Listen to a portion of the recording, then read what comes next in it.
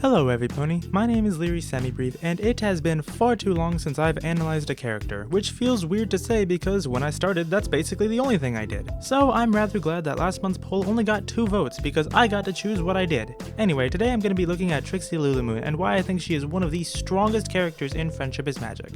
I hope you enjoy.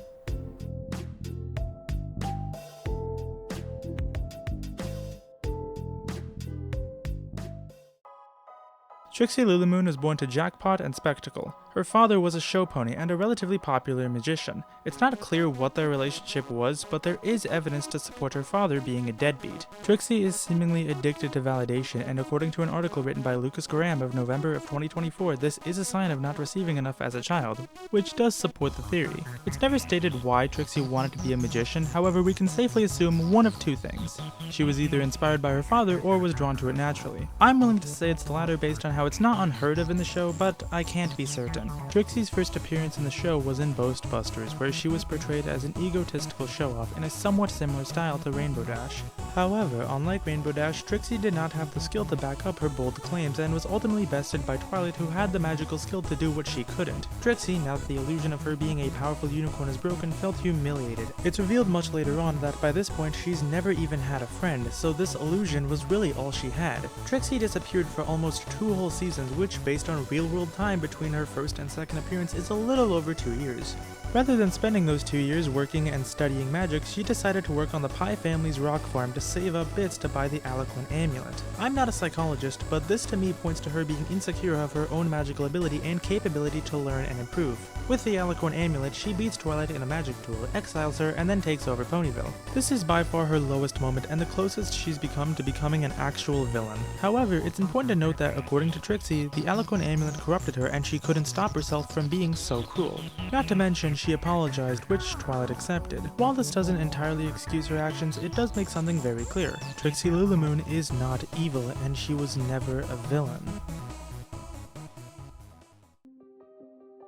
Starlight Glimmer is a character who needs no introduction. She's been on both sides when it comes to morality and is somewhat similar to Trixie in a sense that she's also in the redemption process. More notably, she is Trixie's first ever friend. Due to not having any prior experiences with friendship, Trixie mainly sees Starlight as a trophy and an easy source of validation, similarly to how she viewed Snips and Snails in her other 2 appearances.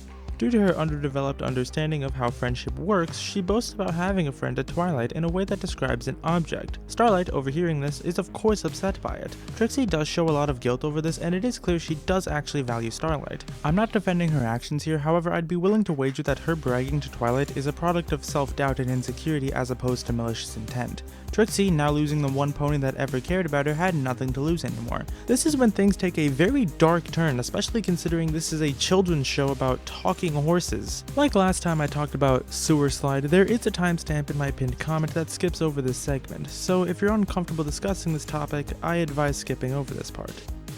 Trixie was ready to put on a show regardless of if she could walk away after or not. Fortunately, Starlight does stop her, however I'd like to take a moment to delve a little into the psychology behind Trixie's decision. I believe Trixie's thought process here goes something like this. Starlight was her first and sole friend. She had finally gotten a glimpse of what friendship feels like, and now it was gone. As a result of that, she has to prove to herself that she doesn't need it. Additionally, she also has to prove to Everypony and more importantly herself that all her time spent trying to entertain wasn't wasted.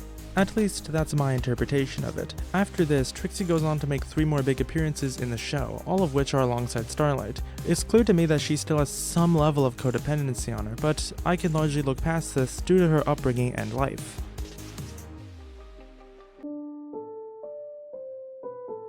In order to properly understand what I'm about to say, I want you to try and put yourselves in Trixie's hooves for a moment. And imagine this. Imagine growing up without one of your parents' love, and imagine needing some form of validation but you don't really get it. Then you find something that you love doing and it's your calling, your passion, all you want to do, the one thing you're good at. And then you find someone that's better than you at it. It hurts. It hurts a lot.